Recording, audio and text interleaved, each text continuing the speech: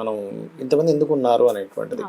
ఇక్కడ ఒకటేనమ్మా సింపుల్ ఏంటంటే మన సనాతన ధర్మం కానీ మన హైందవ దీంట్లో కానీ వేదాల్లో కానీ ఉన్నది ఏంటంటే ఒక్కొక్క దానికి ఒక్కొక్క ఎనర్జీ అనేటువంటిది ఉంటుంది. ఇప్పుడు అంటే మనం చిన్న ఆఫీస్ ఒకటి పెట్టుకున్నా కూడా ఇప్పుడు ఎగ్జాంపుల్ ఇదే ఆఫీస్ ఉంది అనుకోండి, ఇందులో కెమెరామెన్ కెమెరా చూస్తారు, మేకప్ చేసేవాళ్ళు మేకప్ చేస్తారు, లైటింగ్ లేకపోతే ఎడిటింగ్ చేసేవాళ్ళు, ఎస్సీఓస్, మేనేజింగ్ చేసేవాళ్ళు అండ్ అకౌంట్ డిపార్ట్మెంట్ వేరు ఉన్నాయి, అన్నీ ఒకరే చేయట్లేదు.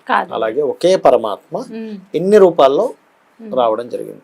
ఇన్ని రూపాల్లో వచ్చి కూడా మీరు గమనించినట్లయితే అంటే ఎందుకు మనం ఒక దేవతా స్వరూపాన్ని ప్రత్యేకంగా చేస్తాము, ఏమి ఇంతమందితో ఇన్ని ఉండగా ఏదో ఒకటి పట్టుకుంటావు కదా అంటే కాదు. అక్కడ ఇప్పుడు లలితా అమ్మవారు తెలుసు కదా మీకు, లలితా అమ్మవారు బండాసురుడితో యుద్ధం జరిగేటప్పుడు బండాసురుడి యొక్క తమ్ముడు విశుక్రుడు విషంగుడు ఇద్దరు ఉంటారు. అందులో ఒక తమ్ముడు ఏం చేస్తాడంటే ఒక విఘ్నశిలా యంత్రాన్ని విసిరేస్తాడు. అక్కడ విసిరేసినప్పుడు అందరికీ వైరాగ్యము ఇంట్రెస్ట్ అనేది పోతుంది యుద్ధం మీద.